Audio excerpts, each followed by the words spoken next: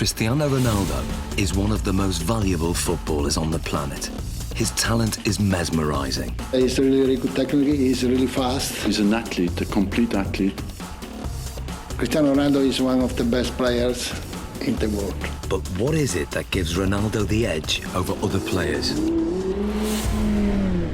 To find out, he's come to this specially created state-of-the-art laboratory in Madrid. Here, in a world exclusive, sports science experts are going to forensically analyze what makes him such an efficient machine.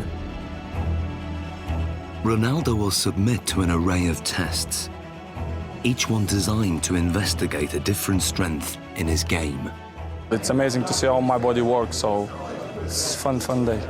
The results are revealing and often surprising as Cristiano Ronaldo is tested to the limit.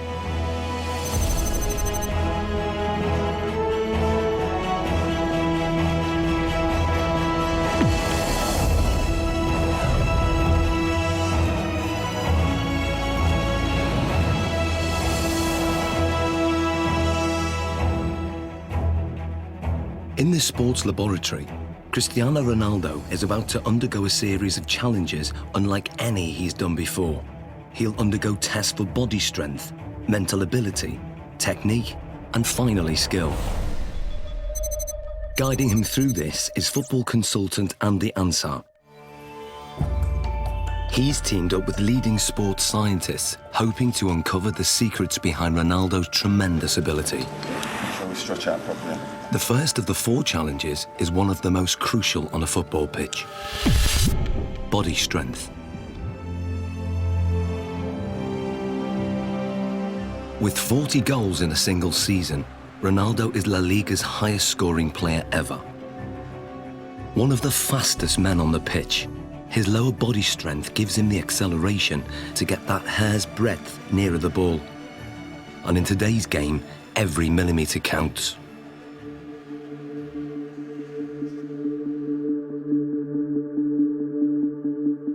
To test Ronaldo's sprinting ability, Andy has developed a 2-part challenge. First, a straight sprint over 25 metres. Then, a 25-metre zigzag sprint, designed to measure speed and agility. To draw a comparison, Ronaldo is going to race against professional sprinter Angel David Rodriguez. Rodriguez is the Spanish champion over 100 metres, but how will he compare with Ronaldo over 25 metres?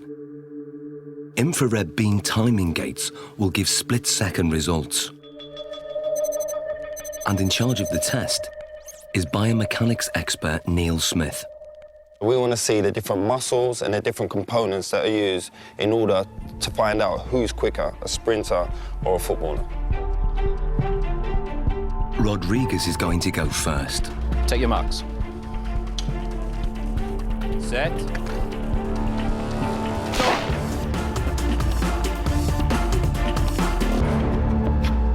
How do we do, Neil? Angel hit 3.31 seconds there, Andy. Angel Yeah. quality, different class. It's fast. What do you think Ronaldo will do? Maybe the same, strong acceleration. You sure? Yeah, I know.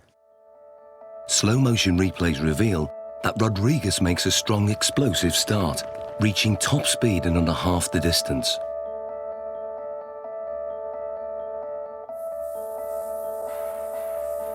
All his movements are in a straight line, very linear, nothing from side to side at all. Everything is moving in front to back directions. No energy is wasted. Rodriguez has a high knee action. This gives him a very long stride length of 2.5 metres. Ronaldo's target to beat is 3.31 seconds. Let's see what he's got. Coming in, buddy. Let's get Ronaldo on the blocks. Okay, Neil.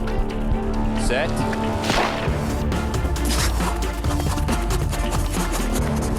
Angel, come and join us. What was Ronaldo's time? He's done well, Andy. He's got 3.61 seconds. And what was Angel's time? Angel clocked in at 3.31. So that's 0.3 seconds. 0.3 difference. Absolutely quality. Different class. Considering Angel's Congratulations. classy Time. sprinter, that's not bad at all. So Ronaldo narrowly lost the straight sprint. On closer analysis, the reasons why are clear. From a sprinter's point of view, Cristiano Ronaldo's technique isn't the best. But then Cristiano Ronaldo's not a sprinter. He's very quick off the mark, but his style is quite different. He has to still think about the sprinting. That's where his head goes back. And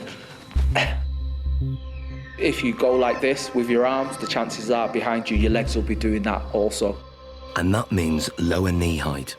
Because of his usual increase in speed and decrease in speed during a game of soccer, his stride length is quite short and quite sharp, quite staccato, and only covers 1.7 metres per stride.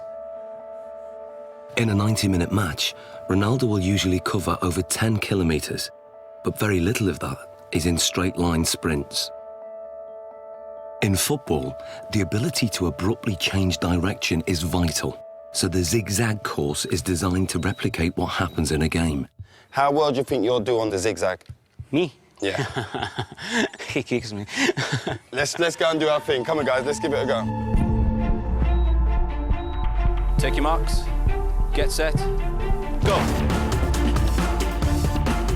Rodriguez is still very fast around this course. He navigates the poles well, keeping his balance even when his body is almost at 45 degrees at some points.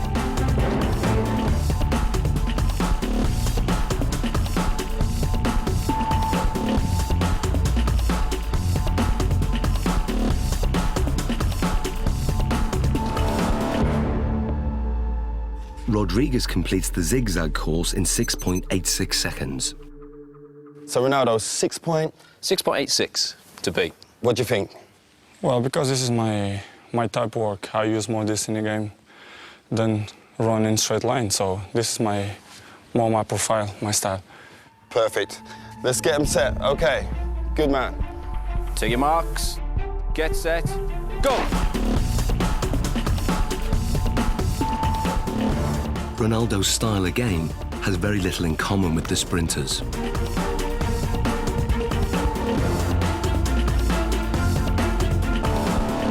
Okay, Angel, come and join us. So first of all, Neil, remind us of Angel's score. Angel came in at 6.86 second. 6.86. And then Ronaldo's? 6.35. So what's the difference there? Almost half a second there, Andy. Almost half a second between them. Superb. Exactly what we was expecting from our footballer, correct? Yeah. Well, what we're hoping there, you can see a very big difference between the straight line sprinting. We've got very long strides, nice high centre of gravity. Cristiano comes into his own here. Yep. We lower the centre of gravity. We enable ourselves to push off and accelerate sidewards. That centre of gravity nice and low. The knees are bent, the hips are bent, and the muscles are hopefully working at their optimum length. Because this is my style, you know, I use this a lot in a pitch, so I guess that I'm more chances in this type of run than straight line. Without a shadow of that, improved it. When we look at the zigzag movements, we can see a way that Cristiano anticipates the change of direction coming into play. As Cristiano approaches, we see a lot of shorter steps. This is in stark contrast to what we see from Angel. To change direction, he does something that probably most people wouldn't. They would almost drop down to the ground to change movement. Cristiano Ronaldo almost goes upright, goes taller.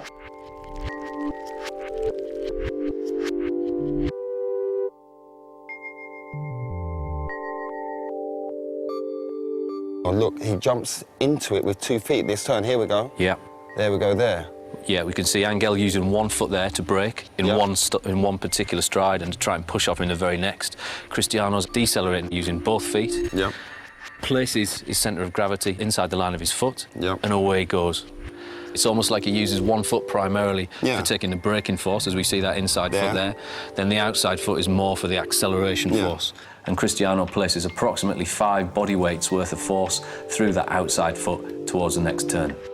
So in what we're seeing now is he's multi-talented. That's a given anyway with Cristiano Ronaldo, but the way his body works and the way it's built and all the different components that he uses when sprinting affords him the ability to maybe perform in terms of an athletic sprint at the very, very highest level. Yeah, he's up there. We've seen his speed is up there. We've seen the movement and the agility is up there. He can change direction quickly. He can accelerate and decelerate whilst he's still concentrating on the game.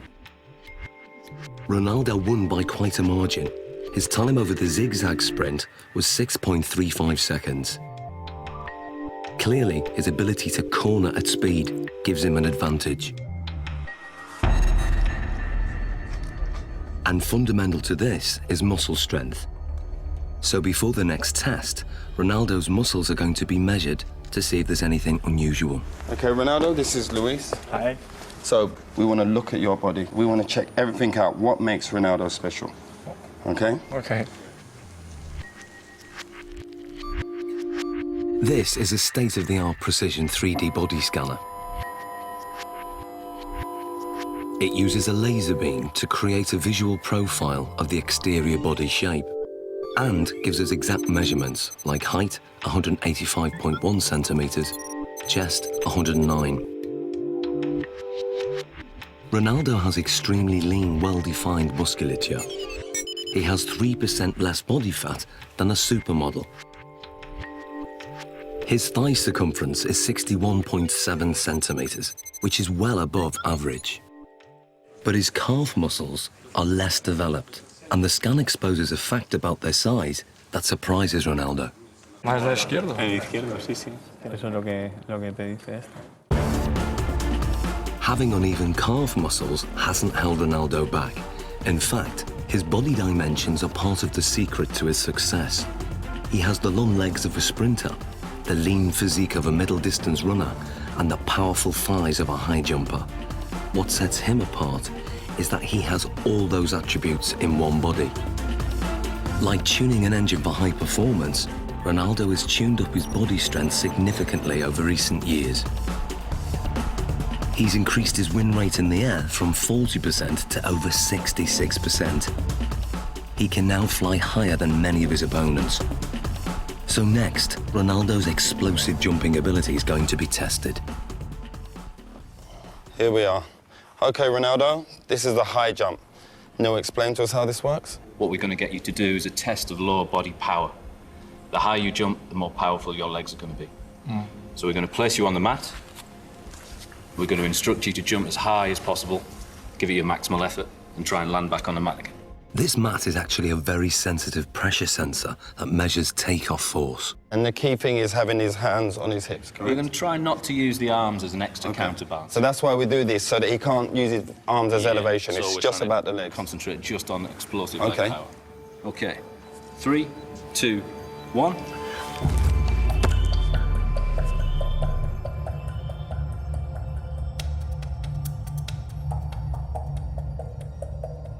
The result is surprising. Ronaldo jumps only 44 centimeters, barely average, with a force of just 1.5 times his body weight. Something's wrong. So now, this is the thing. You don't jump like that in the game. Yeah. We have to make it relevant to football. Of course, if you jump with free hands, Yeah. it's better. You jump more, then you're quite limited. So can you also register that? If I get Ronaldo to jump, if he comes in and jumps up off one foot and lands. We'll get the impact of the pressure as he hits the pressure plate. Let's try that. Let's try that. 3, 2, 1, go. Now the results are very different. Ronaldo's body strength enables him to jump 78 centimeters, which is higher than the average NBA basketball player can jump. His takeoff force is almost 5 times his body weight, or 5 Gs, the same as an astronaut goes through at takeoff. But what's more intriguing is what he does in the air. When he jumps high, he tucks his knees and his legs up behind under his buttocks. This has the effect of raising the centre of gravity temporarily, but enables him to give this impression of hanging in the air, ready for him heading the ball into the goal. Excellent. Good, good, good. Awesome, Ronaldo. Let's move on to our next test. Very hard, because you have to give 100% everything that you involve. Ronaldo's muscle distribution and raw body strength contribute significantly to his ability. But the next set of tests will reveal how important his mental ability is to his game, and the results are truly stunning.